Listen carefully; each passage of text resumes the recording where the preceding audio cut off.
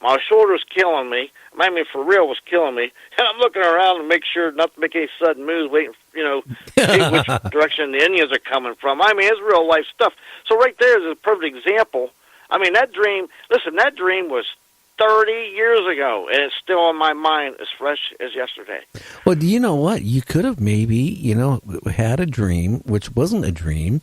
You maybe slipped into a parallel universe. That could be. Or how about this? Maybe that really did happen to me in my past life, and when I'm asleep in my astral plane, I'm reliving it. You know what I'm saying? And then I woke up. Maybe it really did happen. There's so many questions to these very many variables of any way these questions could go and answers. It's just mind-boggling. I don't know. Though I had a guest on here recently, and that's what we were talking about. Dreams, dream state, parallel universes and stuff like that. And I it's really funny. I'm going to tell you a story that I told him here recently that, back years ago in the mid-'80s, I had this, I told my wife, I'm going to go buy a brand new van tomorrow. And she goes, well, why a van? I said, well, we got 8 kids. A van would be perfect. Well, yeah, it would. Yeah, well, I didn't buy that type of van. I bought a cargo van because I loved it. But, it was funny that night before I went to bed that night, and I had a dream that I bought the van, and I totaled it out before I even got home. Well, the next day I go up and I buy the van. Right, and I was kind of cheap because 8 kids. We're being on radio, you don't get paid that huge amount. And I sat there and I go, well, the guy goes, well, do you want to put insurance on it, or And I said, well, I have an insurance company. As soon as I get home, I'll put insurance on it. Okay, there was one of these funky insurance companies. One of these. Yeah. Some whatever. Guy runs out of his back porch. Yeah, a cheap insurance company that if you have a problem with, right, it takes forever, to get reimbursed, whatever they decide to reimburse you. So anyway, I bought the van, right? I didn't put the insurance on because I intended to do it and call the agent as soon as I got home. And frankly, I didn't even know who the insurance company was until I got home anyway. So anyway, I looked it up, and I in my dream the night before, I decided because of traffic or where the dealership was, where I had to go to where I lived, I had this dream, that I'm going to go this back road and then this guy hits me and, and all this stuff happens, right? Well, like an idiot, the traffic was heavy, Seattle, Tacoma area, coming off the freeway. I decided to take the back way home, the same way home it was in my dream, I'm kind of, I didn't remember the dream at that point, not to afterwards, right? So here I am cruising home, right, in this new van. I'm really excited, right? And all of a sudden, I see this car, maybe like about 60 feet in front of me, coming the opposite direction, veer right in the middle of my road. Now, the speed limit was like 50 miles an hour. I was going 50, and I'm sure the guy had to be going 50 when he hit me head on. Oh, Lord. And all I remember is like the seat. I was, seat belted in, tore off the floorboard of the van. And that's a hell of a collision. And I was like flying in the air, attached to the seat, watching the van, the whole front of the van, the motor coming towards me. As I'm flying in slow motion, I swear to God. I mean, it was like, it is like real slow motion. And I could see all this stuff and hear all the sound of the crumpling of the metal, the motor coming on, going, oh, God, the motor's going to hit me, It actually, the front end of the van, and it was a long van, the front of the van ended up in the middle of the van. That's how bad it got hit. And, okay, I now buckled up in the seat, by the back rear doors of the van. And I'm sitting here, right? And all of a sudden, I remembered the dream I had the night before while I'm still in the seat. At this point, I'm totally coherent, I'm unbuckling myself and getting out of the seat. And, I was able to get out of the van, and that's when the Washington State Patrol came there and all this stuff, right? And I was totally coherent for maybe a few minutes, and that's when I collapsed. But, I mean, it was so eerie because, it was so weird because I had that dream the night before. Yeah. And it happened. The head-on accident happened. Everything happened. I even saw the car, what it looked like, everything that hit me. It was there in my dream, and I'm lucky I survived. And I know. He's just. I don't know if you ever had any dreams like that were so strong that it happened exactly as your dream, and I don't know. It's just weird. I've had some. That is incredible. And what happens whenever, I do know that when humans are close to death, that everything, your senses become so heightened that everything slows way down. So it looks like in slow motion. So like you obviously were close to dying. It's a miracle you survived that crash. My goodness. A bolt of seat come out and you're strapped to it, and the motor's passing you by.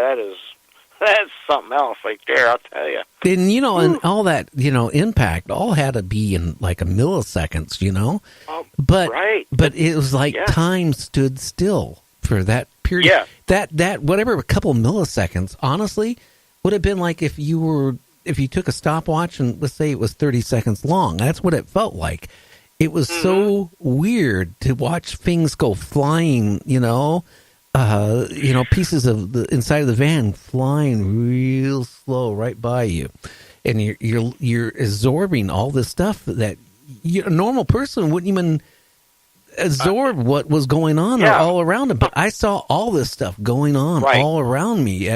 It's the weirdest experience. I hope I never have that experience again.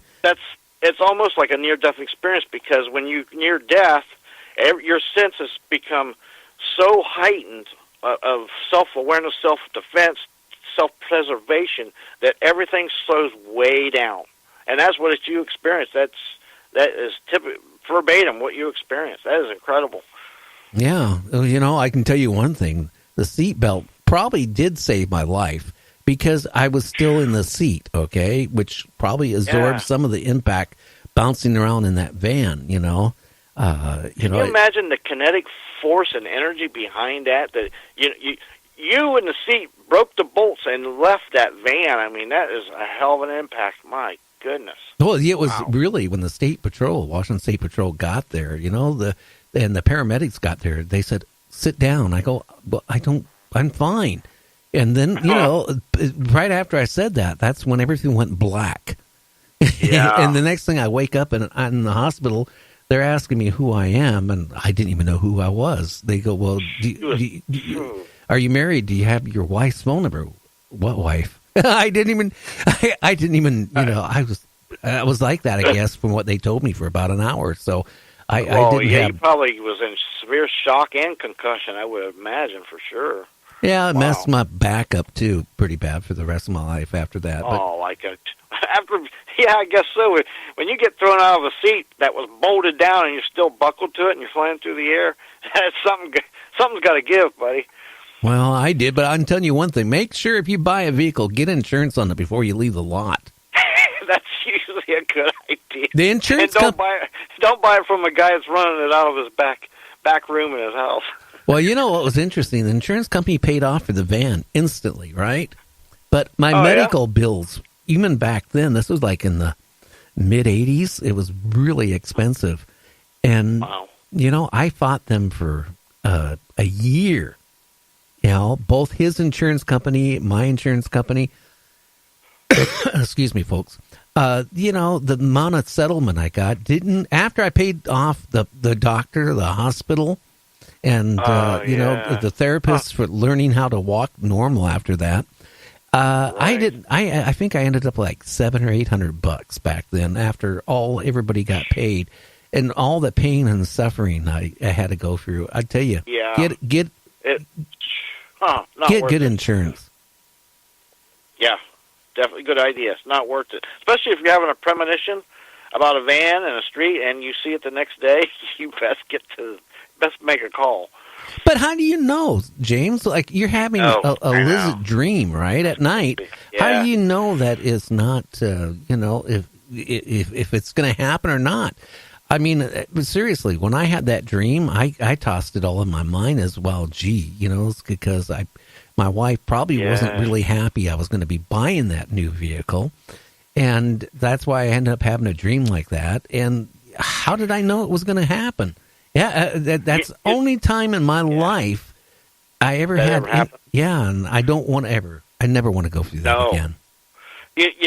I've had dreams like that. I call them vision dreams throughout my life, but most of them were like of insignificant things. The only one that was really big was back in 1981, and I was living with my grandmother in Florida, and we'd go to Highlight every Monday night, and we'd always play these numbers and stuff. And I had a dream that one Sunday night, and I told my grand, she knew I had some abilities and had premonitions. I said, I had a dream of these numbers. She says, what? We're going to go play them. So we played them that night. We ended up hitting 4 times for like $4,700 some dollars that we split. And I always played them numbers every after that for 30 some years. Whenever I'm ever around somewhere. But that was the only time it ever came through. We was so happy as hell. My grandmother was so happy. God bless her. I don't know. How can I say it? I don't like casino. I used to go to the casinos around here with a couple of my kids. They were all adults and something to do. But then one day I sat there and realized how much money a month I was feeding into these slot machines, right? Oh yeah, and it was a lot. But then all of a sudden I win the jackpot. It was like $10,000 or $20,000 jackpot. And I was so excited, right? And as it all flashed, and I maxed it out, right? The whole bank of slot machines at that casino all of a sudden shut off. Okay, now there was one of the workers there that went around and wiped the machines down.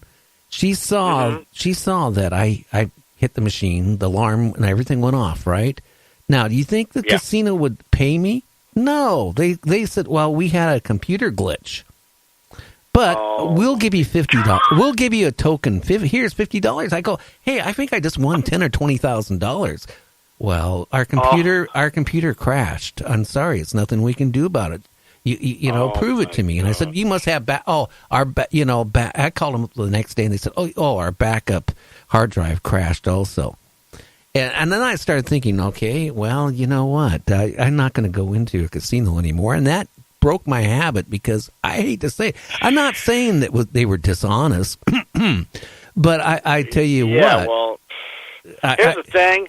There's a place that's making millions. They can't afford to admit to their error and pay a guy $10,000, $20,000. I mean, how far has the greed got to go before it gets disgusting? Well, God. And and I had all these people that noticed because the light turned on, the revolving light, and that I won. Well, I'm sorry, our computer system went down. It's nothing we can do about it. Well, you know what? That really breaks your habit of gambling after that. I can see that right away. Because if you keep going, you might end up punching somebody in the mouth. Jeez. Yeah, or in case you win $2,000, and one of your other kids posted up on their Facebook account, right? And by the time it's like a 45-minute drive from the casino to my house, right? By the time I'm at my house, I start seeing some other relatives I haven't seen for a long time. All of a sudden saying, hey, can you help me, Dad? I need like about $500. And then the other one goes, well, I need about $700 to get I'm going, okay. And then afterwards I found out, hey, my son posted, that I won some money from the casino, and hey, boy, that's the power, folks, of Facebook. Yes, sir. Also, you might have turned around and go, maybe gamble some more to pay out more loans. Yeah. Well, you know what? Hey, if you want to find out about your family real quick, just post that you won a whole bunch of money at a casino on your Facebook account, and you're going to have your friends that really love you and your lost